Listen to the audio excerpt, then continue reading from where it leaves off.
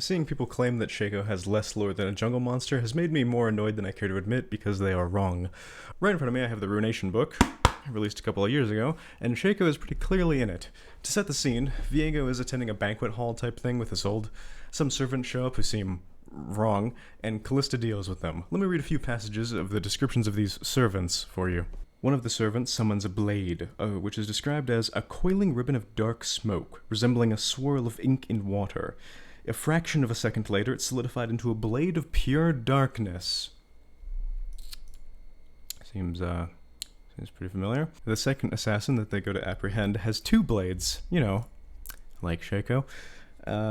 It describes darkness coiled as a pair of blades formed from nothing in his hands.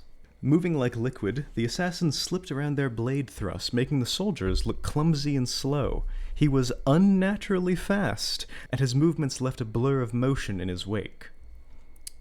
Like Shaco Q. Only once he was past the guards did they fall.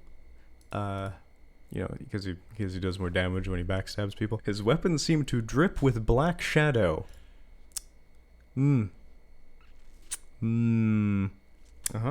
darted in close and plunged both dark blades into Vask's chest. Seems familiar.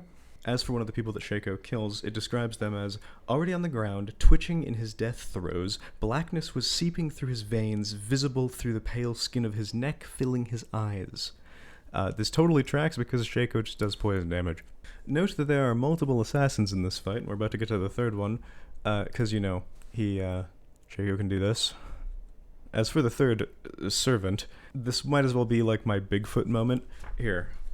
The man, the servant, instantly threw off any further pretense and danced nimbly up on top a table. A blade of darkness forming in his hand, he flipped the now solid knife around, catching it deftly by the point, and then hurled it. Now, where does that blade end up?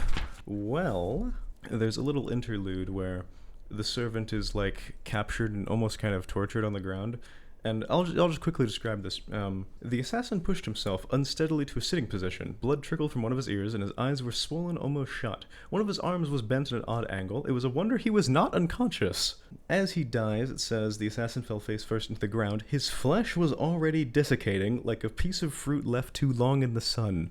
And that knife that Shaco threw, it's revealed that it landed in Isolde's back. That thing that he does.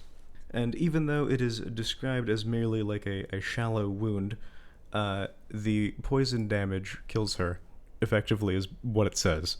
The blade also, after finishing the job, turns to ash. So, as far as I'm concerned, this is very clearly Shaco. If you look at his overview real quick, crafted a long time ago as a plaything for a lonely prince.